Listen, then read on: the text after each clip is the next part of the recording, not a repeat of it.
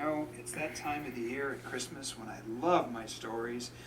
The Night Before Christmas, or originally titled A Visit from St. Nicholas, is one of my favorites.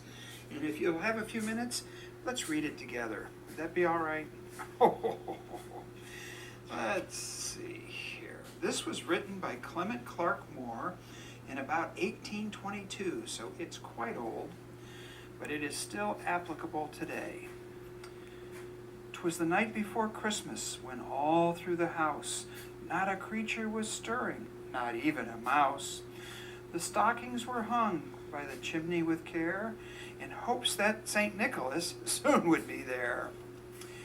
The children were nestled all snug in their beds, while visions of sugar plums danced in their heads. Mamma in her kerchief and I in my cap had just settled down for a long winter's nap.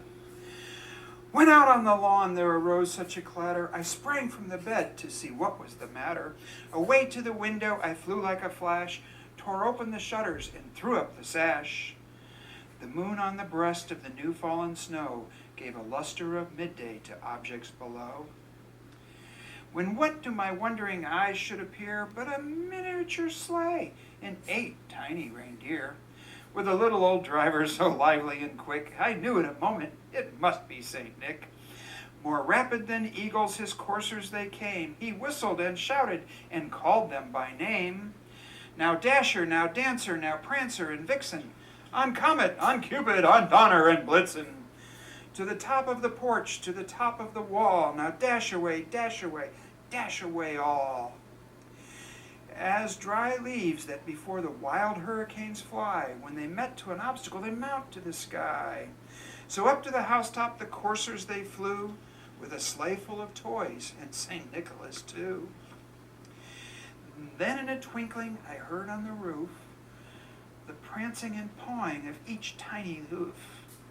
As I drew in my head and was turning around, down the chimney Santa came with a bound. Let's see.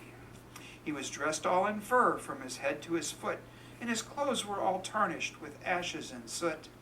A bundle of toys he had flung on his back, and he looked like a peddler just opening his pack. His eyes how they twinkled, his dimples how merry, his cheeks were like roses, and his nose like a cherry. His droll little mouth was drawn up like a bow, and the beard of his chin was as white as the snow. The stump of a pipe he held tight in his teeth, and the smoke encircled his head like a wreath. He had a broad face and a little round belly that shook when he laughed like a bowl full of jelly. He was chubby and plump, a right jolly old elf, and I laughed when I saw him in spite of myself.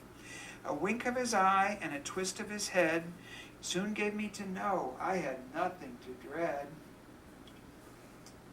He spoke not a word, but went straight to his work, and filled all the stockings, and turned with a jerk, and laying a finger aside of his nose, and giving a nod, up the chimney he rose.